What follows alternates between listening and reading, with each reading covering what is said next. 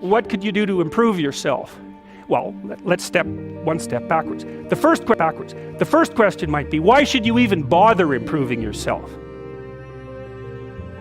The answer to that is something like, so you don't suffer any more stupidly than you have to. And maybe so others don't have to either. It's something like that. You know, like there's a real injunction at the bottom of it. It's not some casual self-help doctrine. It's that if you don't organize yourself properly, you'll pay for it, and in a big way, and so will the people around you. And you could say, well, I don't care about that, but that's actually not true. You actually do care about that, because if you're in pain, you will care about it. It's very rare that you can find someone who's in excruciating pain who would ever say, well, it would be no better if I was out of this.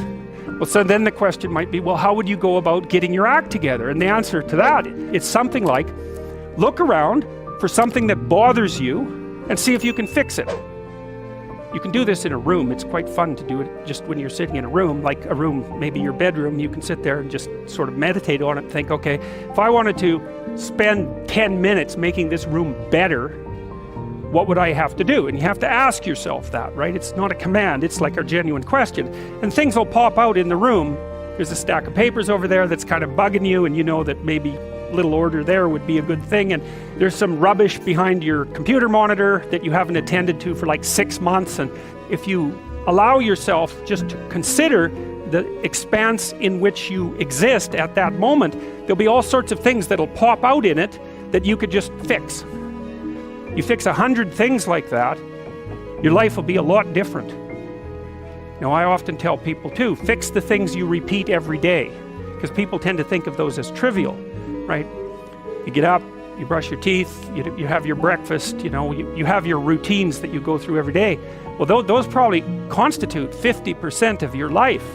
And people think, well, they're mundane, I don't need to pay attention to them. It's like, no, that's exactly wrong. The things you do every day, those are the most important things you do, hands down. Once you've got your mind and your emotions together, and once you're acting that out, then you can extend what you're willing to consider yourself and start fixing up the things that are part of your broader extent. Your mind is a very strange thing. As soon as you give it an aim, a genuine aim, it'll reconfigure the world in keeping with that aim. That's actually how you see to begin with. And so if you set it a task, you have to be genuine about it, which is why you have to bring your thoughts and emotions together, and then you have to get them in your body so you're acting consistently. You have to be genuine about the aim, but once you aim, the world will reconfigure itself around that aim, which is very strange. You see what you aim at.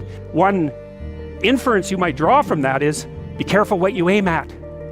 What you aim at determines the way the world manifests itself to you.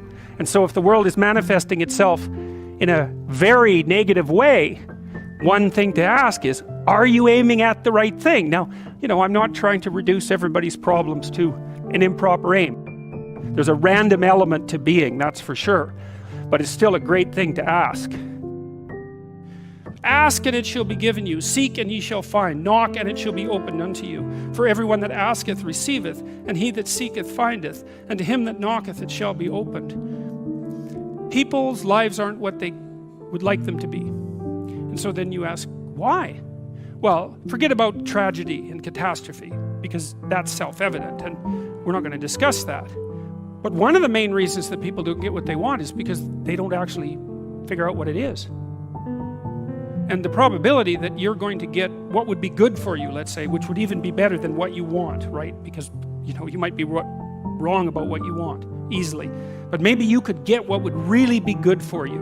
Well, why don't you? Well, because you don't try. You don't think, okay, here's what I would like if I could have it. And I don't mean in a way that you manipulate the world to force it to deliver you goods for status or something like that. That isn't what I mean. I mean something like, imagine that you were taking care of yourself like you were someone you actually cared for. And then you thought, okay, I'm caring for this person. I would like things to go as well for them as possible. What would their life have to be like in order for that to be the case? Well, people don't do that. They don't sit down and think, all right, you know, let's figure it out. You've got a life. It's hard, obviously. It's like 3 years from now, you can have what you need. You got to be careful about it. You can't have everything. You can have what would be good for you, but you have to figure out what it is, and then you have to aim at it. Well, my experience with people has been if they figure out what it is that would be good for them, and then they aim at it, then they get it. And it's strange because it's a strange thing. It's not quite that simple because, you know, you may formulate an idea about what would be good for you, and then you take 10 steps towards that, and you find out that your formulation was a bit off, and so you have to reformulate your goal. But a huge part of the reason that people fail is because they don't ever set up the criteria for success. And so, since success is a very narrow line and very unlikely, the probability that you're going to stumble on it randomly is 0. And so there's a proposition here, and the proposition is, if you actually want something, you can have it. Now the question then would be, well, what do you mean by actually want? And the answer is that you reorient your life in every possible way to make the probability that that will occur as certain as possible. You could try this. Sit on your bed one day and ask yourself, what remarkably stupid things am I doing on a regular basis to absolutely screw up my life? And if you actually ask that question, but you have to want to know the answer, right? Because that's actually what asking the question means. It doesn't mean just mouthing the words. It means you have to decide that you want to know. You'll figure that's out so fast it'll make your hair curl. Socrates said that the thing that made him different than everyone else in Greece was that he consulted his daemon, his genius. He asked himself how it was that he should conduct himself in the world, and then he did that, whatever it was. He didn't try to force a solution, you know. He didn't try to force a solution selfishly. He asked, I'm going to manifest myself in the best possible manner in the world. I would like to do that. What would that be? What would happen if you consulted yourself about the best possible outcome for you? You might get an answer. Well, that's what this proposition is.